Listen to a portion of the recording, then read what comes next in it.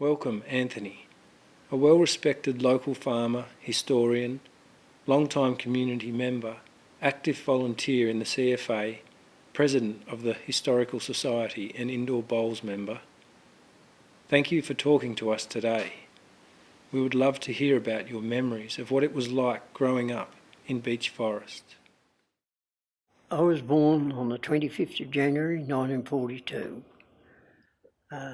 On the day I was born, my mother was milking the cows. My father was on watch in the VDC aeroplane spotting group.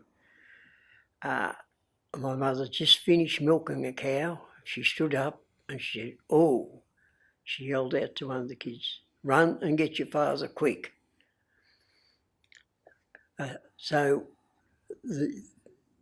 My father was on his way home and he hurried there and he sent one of the kids to get Wally Lorna from next door with his truck, and Mum got in it, and the road to Colac was rough and that, and as we pulled into the Colac hospital, I was born in the truck, and they parked there and the nurses come and took me away. So that's how I was born. I have 11 brothers and 4 sisters. So we were a fairly big family, but we were a fairly happy family. We were on a farm. There was probably somewhere, 8 or 10 cows was all that was milked by hand. And the cream was picked up 3 times a week. But we always had milk, we always had butter, we always had potato and swedes, and there was rabbits aplenty, and the older boys always caught fish in the little area. So we were fairly well off compared to the ones in the town who were, some of them had, were in not a very, they had difficult times. But generally the farmers were reasonably, they had food, which the others had to buy. In the town, there was, I'm not sure how many kids were there at the school, but I had probably 4 close friends, all in my grade, boys. There was Tony Fry, Clem Simmons, Billy, I can't think of his surname, Billy Woosman, and Bobby Bolsh. And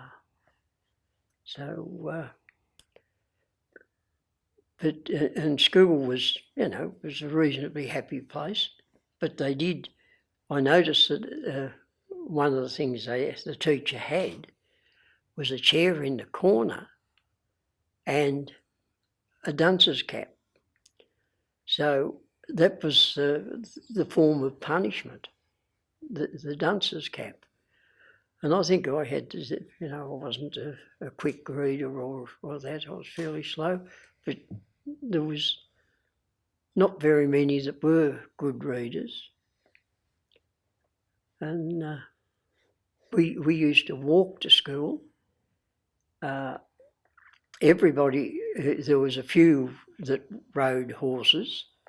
There was a few that had a gig, like a buggy, but there was no, I can never remember anyone having a bike. It was, like having a Mercedes now. In the town itself, there was a shop, which you could get nearly anything. If they didn't have it, you could order it, and the next week they'd have it, because they went to Colic once a week and bought vegetables or fruit or whatever back. And it was generally done by my brother Roy, who worked at the shop. There was a bank, and there was a baker. There was, at one stage, there was a shop that sold ladies' stuff. Then there was a tin shed, which was, I think they sold hay, food for the horses, like chaff and maybe oats or whatever. But it was and then next to it was the butcher,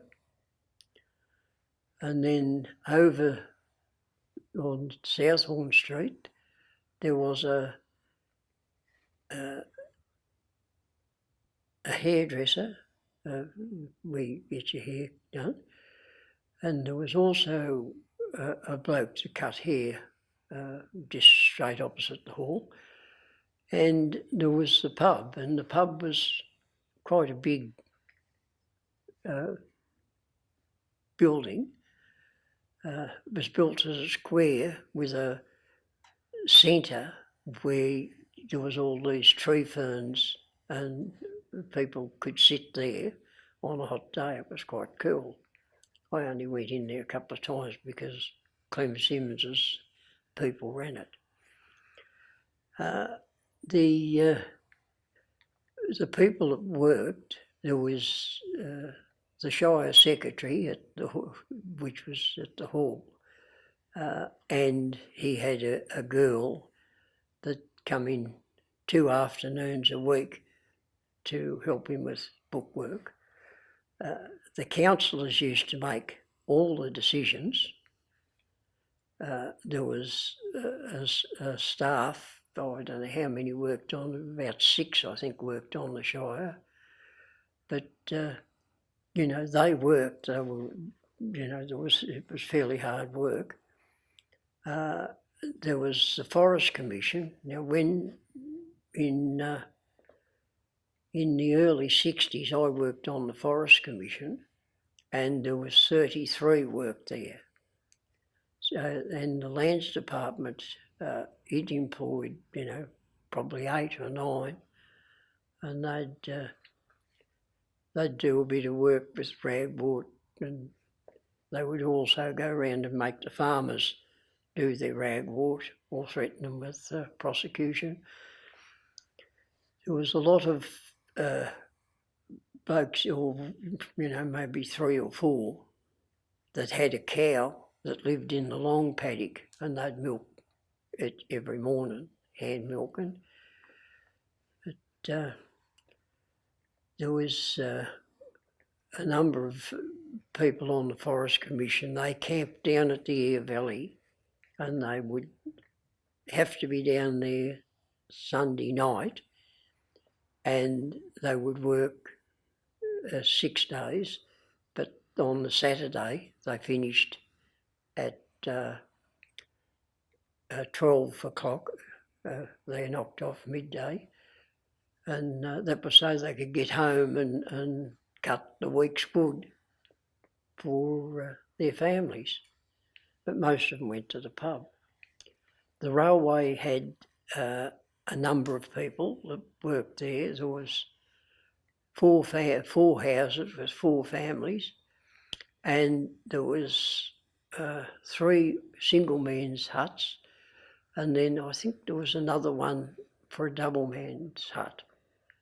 In the 50s there was a mill there, and the mill had probably 10, 12, 14, something like that, men working there. There was, in the early days, there were several other mills, one down the Lardner that I remember. And there was all the ones that worked there were just about boarded at the mill. And at one stage, there was supposedly 20 that were boarding at the mill, at the Ditchley Park Hotel. And they were given sandwiches for their dinner. They were given breakfast, a reasonable breakfast, and a cooked tea. So, and I can recall an incident that I was told in recent years of three of the girls that done the cooking and that at the time. And the bank manager who would come out to Beech Forest and he'd be here and he'd spend 2 nights in the pub, and so it was, the bank was open for 3 days. They would make his sandwiches, and he'd come in and he's complaining about the worst sandwiches he had. So this girl said, I'll teach him a lesson. She got a piece of cardboard off the Wheaties packet, soaked it in vinegar and put it in his sandwich for the next day. Now, she said he never ever complained again. 1884, Beech Forest was first founded. There was no place to bury them, so if you died, you were buried probably on the farm. If you were injured and you got the colic, you were buried in the colic cemetery. So, but you know, there wasn't always medical help here. The bodies couldn't be taken from here to be buried in colic. Well, it would have cost money. I mean, most people didn't have much money. There was also, you know, a lot of blokes that lived in, there was spud digger huts, they called them. They were very basic. There was a wire bed, and some of them, all they had in there was a couple of newspapers to sleep on. They were very basic. The church, while I was here as a kid, the school, both the ministers used to drive up from Apollo Bay, and the Church of England service was about 9:30, and so was the Catholic one. So the two ministers must have got together and they started driving, and they take it in turns. One would drive his car up and the other one would get it right. So that happened for a while, but there was people in the town that nearly started a civil war, that they shouldn't even talk to one another. It's just how it was at that stage, that there was, you know, you didn't have any close friends. Well, you did at school, but on Sunday there was this great break between the two. And in the early days, of course, we had what's his name, Flynn, from the outback, and he had a church. His church was just straight opposite the hall. There's still a vacant thing there where his church was. So he's, you know, a famous ex-Beech Forest one. The bushfires come through here in regular thing. I know that The one in 1908 was quite severe, because my auntie used to say that was probably the worst one she experienced, because there was no safe place.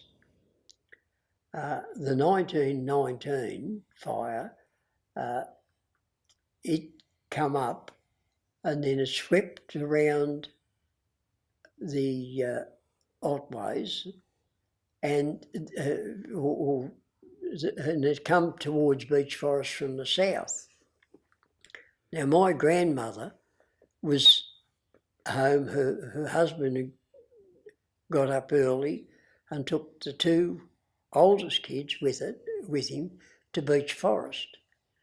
And they weren't expecting the fire to come from the south, but when they got up to where Closes lived, he stood back and he could see the fire coming, and he said, well, there's nothing we can do. But it was pretty much bush all round it. It wasn't a big clearing there. So they could see the fire coming, and they said, well, we'd be right in the middle of that bush if we tried to get back when that fire hit us. We just hope they can see what's going, that the fire's coming. And so they kept coming to Beech Forest and got safely in the hall. That's where but at home, the grandmother, she walked out and she could see what was coming. She had two kids, I think Mum said she was 9, and she had them down to the creek. They'd all go down to the creek, fill up everything they could, and cart water. And then when the fire was just about on them, she ran round and threw water on the side of the house facing, and then she went inside too. The fire went past and she went out and she was putting out the roof and the bits and pieces, and they survived. And then the fire, Dennett's had several men working for them, and after the fire had gone, he said, well, you folks hop on your fire, on your horses and go down. No one could have survived that. But just go and check and see if there's someone alive down there. And they got down there and they couldn't believe it that, they were survived. So they went and helped black out where they needed to, but how they survived. And when the grandfather, he couldn't believe it that they'd actually survived it.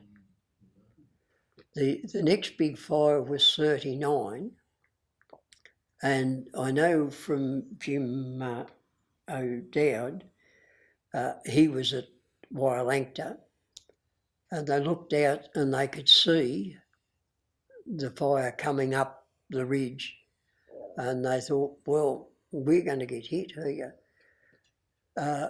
So Darby Brown started loading everyone and bits and pieces on his truck, and he done several trips from Wailancta down to his brother's spud paddock, which is probably about 1.5 miles, and unloaded, raced back and got another load, and raced back.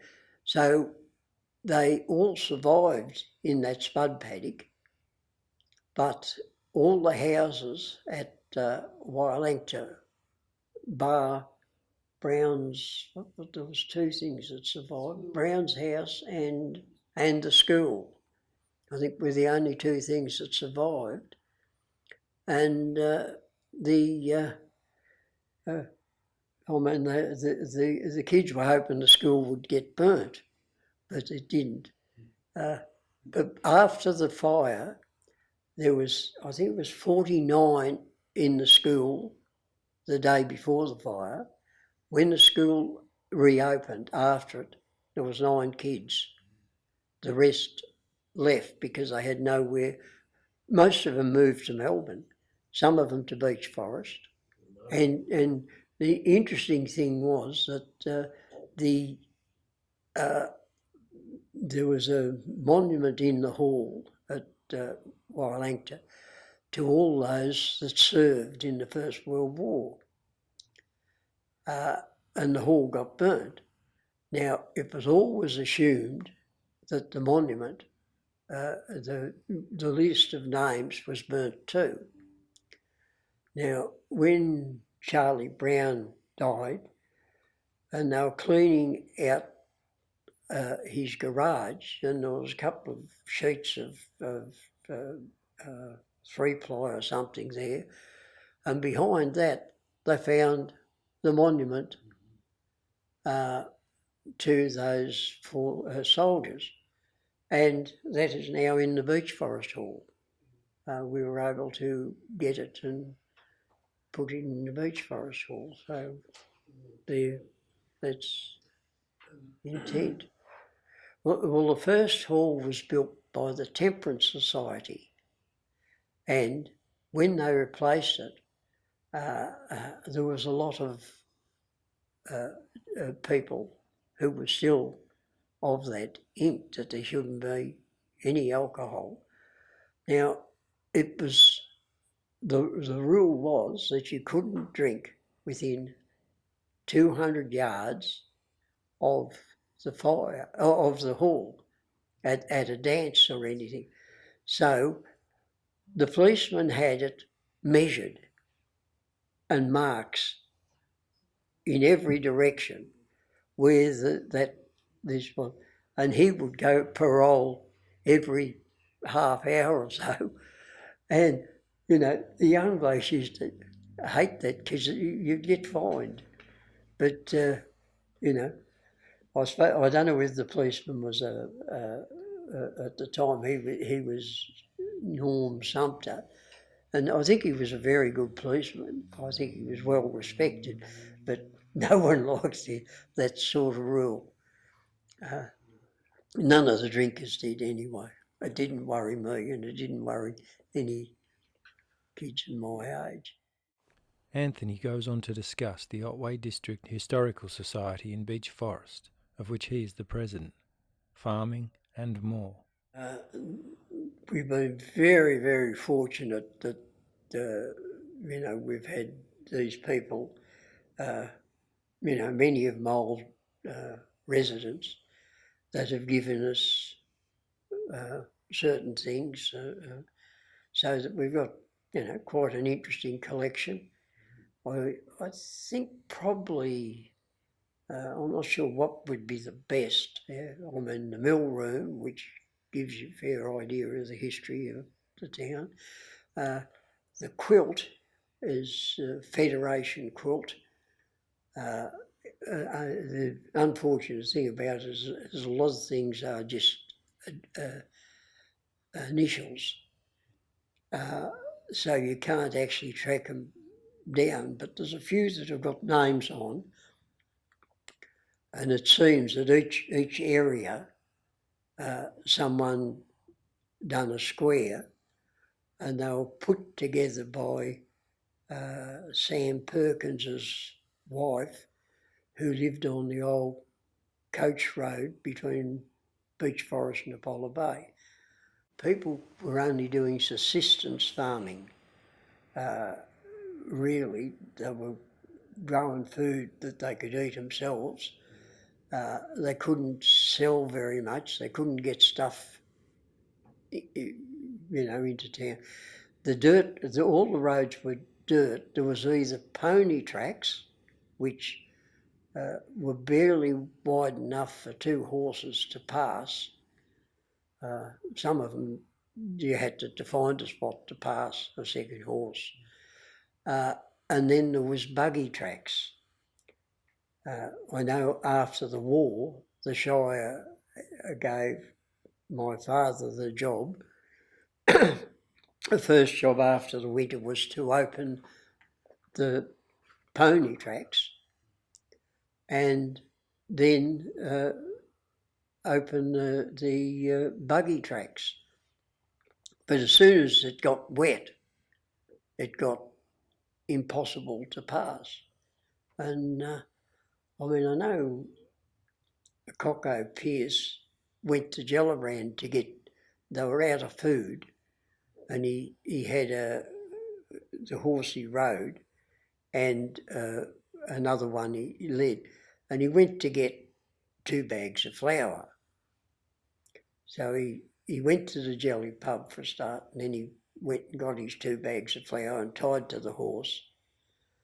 And it was getting fairly dark. There was a massive thunderstorm building up, and there was lightning, and that as he rode back along the Lardner, all the way from Gellibrand up to where he lived. But halfway up there was a massive clap of thunder, and the horse that he was leading reared up and took off, and he thought, oh, I'll never catch it now, I'll just keep going and get home and get dry.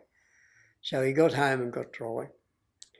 The next morning he sent the boys out to find the horse. They searched everywhere, asked everyone, and after about 4 days they hadn't found the horse. And then someone said, there's a sort of piebald horse down along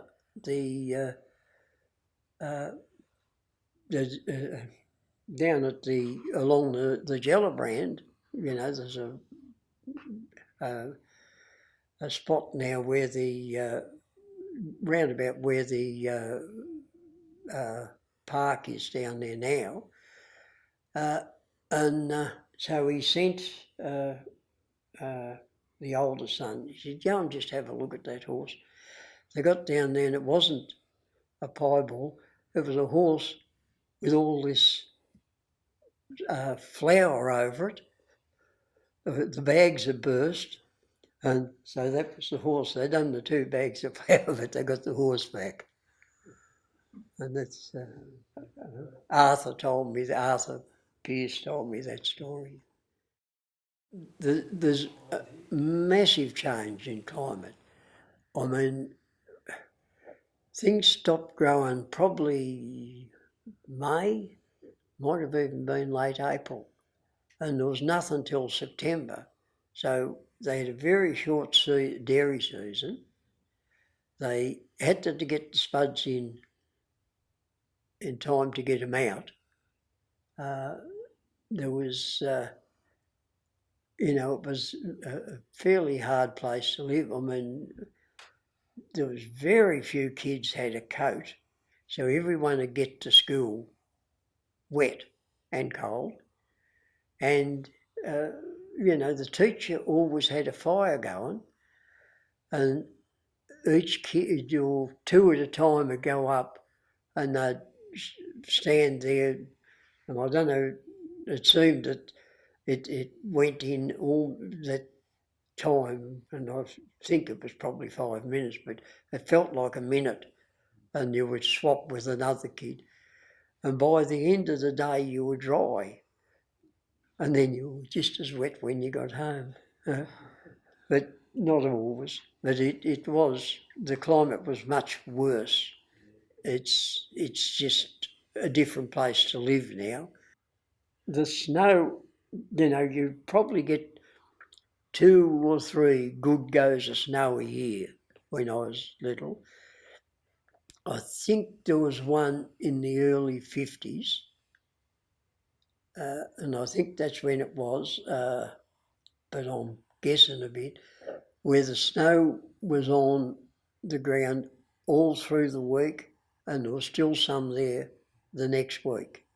And I said to George Belchamers, I said, how did you go? Because you had a fair herd of cows. And he said, we only had little loose hay, and it was in the front of the dairy where the cows are. And he said, that went in a couple of days. And by the time the snow had melted, the bloody cows were nearly all dry. he he said they really lost condition. He said that was probably the hardest time. The hall used to be full. I went to a ball there, and I don't know. I was there. I think I was staying at Bell Chambers's, and there was that many people that only. I think they as you come in, you'd get a different colour little ticket, and so they started off at a certain time. All those with a red ticket can go in the supper room and get a cup of tea or a cup of coffee, and the coffee was made over an open fire in a kerosene tin, and it was half milk, half water, and coffee. And I'd seen them make, and they also put salt in it. I don't know why, probably to make you thirstier. But it was really good to drink. So then after a while they said, right, the blue ticket's next. And I think there was 4 different coloured tickets to get there. But you couldn't dance. It was hard to dance because there were too many people there. Some ladies that really dressed up for these events, because it might only be one ball. A ball is different to a dance. I mean, the blokes, some of them had coat and tails. I used to look at it and think, what the bloody hell? But anyway, they looked fine, and they had cufflinks and white links, and and some of them, the shoes were that shine. They'd been shining them for a week or a fortnight, I reckon, before the ball. They really dressed up, and there was a lot of dances that you could just watch the people. They were really good dancers. And some of them were bits of clodhoppers.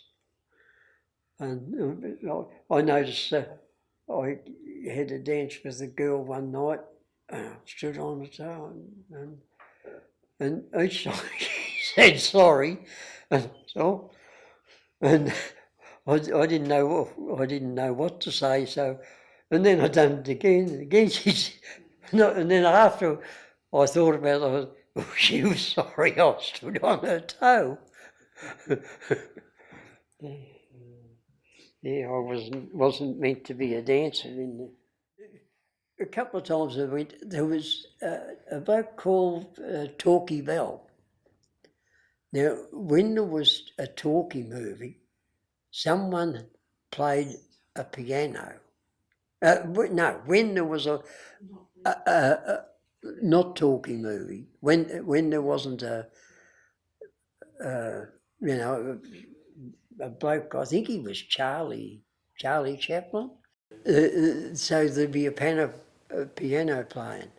But when there was a one that, and occasionally there was a cowboy, we all loved the cowboys. This Peter Wilson that we're talking to today in Colac, it was his job. He'd get this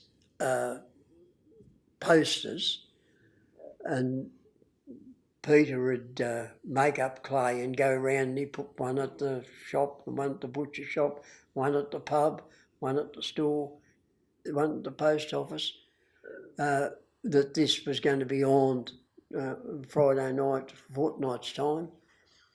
And I think it was probably once a month or something like that. It might have been longer or shorter.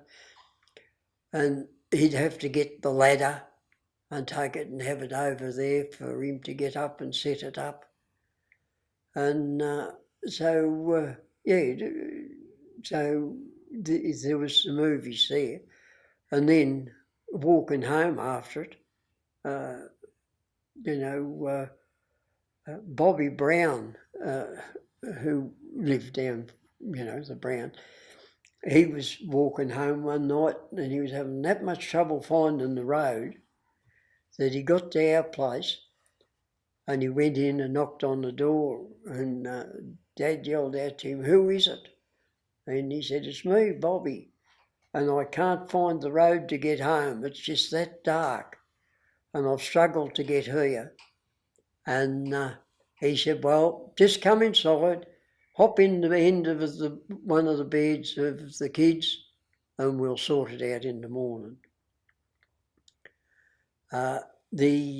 When the blokes used to live down the Air Valley in the huts,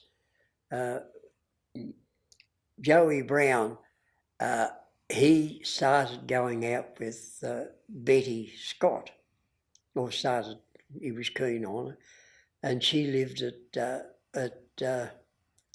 at Fry's. She worked there, and anyway, the wind was blowing, it was rain, and it was hail, and he didn't have a hat or anything. So Betty said, "Oh, I've got an empty Beechy box. I'll put that on your head. It'll save you a bit." And so when he started going down towards the Air Valley, the road was that corrugated that his bike was bouncing, and then the weedy box, and he couldn't take his hands off the steering wheel, and he was trying to remember the road, and the next thing, he didn't take this corner, he went straight off into the blackberries, and then he couldn't get out. He was stuck in there. And when he hadn't turned up, a couple of blokes went up looking for him. They found him. They had to get fern hooks and cut him out. But that's the sort of thing that happened. It's a true story. Anthony talks about the famous Beechy oven, which is planned for restoration. The bread was good. They cooked it 3 times a week, Monday, Wednesday, Friday. The people in the town, they used to, when it was baked, it was delivered right round town, and it was Donny Depler rode the horse, and he had all the bread in a basket and he had that on his arm, and he'd go round and drop it all. And I don't know how far out of town he went, but there was people. Some people were waiting for the bread to come out. Sometimes there was half a dozen people, maybe sometimes 10 or 12, waiting for the bread to come out, and it was a lot warmer there between the shed and the bakehouse. For people that didn't have food, I mean, some of the bakers were pretty generous. I know a case where a woman rang him and said, "Look, I've got no food in the house, nothing edible." And he said, "Well, I'll give you a double high tin loaf." So the woman, her kids had nothing for tea, they had nothing for breakfast. But when recess come, they were told to go and meet the mail bus, and she'd be there with a bread knife, another knife, and a neighbour had given her a big bottle of plum jam. So she started on the thing, she'd cut a piece off, swipe with the thing, and hand it to one kid. I think there was 5 or 6 of them at school. And one of them said to me, "In my life, bread and jam has never tasted as good as that day." I often think of it, I think I've never tasted anything that good. But you know, they were very generous, the Bakers. That was one of the Mackenzies. I can't remember which one, but and that's the story I was told by someone who was a close friend and still is. And, how do you feel about the prospect of rebuilding?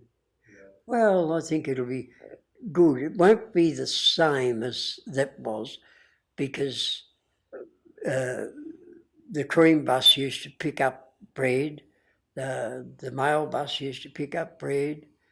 There was all these people that, you know, the spud diggers were waiting, and you would see them, they were mainly Italian, they'd have a lump of cheese in this hand and a lump of bread in her, and it was half a, you know, heighted loaf. And they go, and that was their dinner or their tea or their only meal. And that's so it was, you know, the most important thing here. Otway District's Historical Society gratefully acknowledges the Local History Grants Program and Public Record Office, Victoria, supported by the Victorian Government through the Community Support Fund.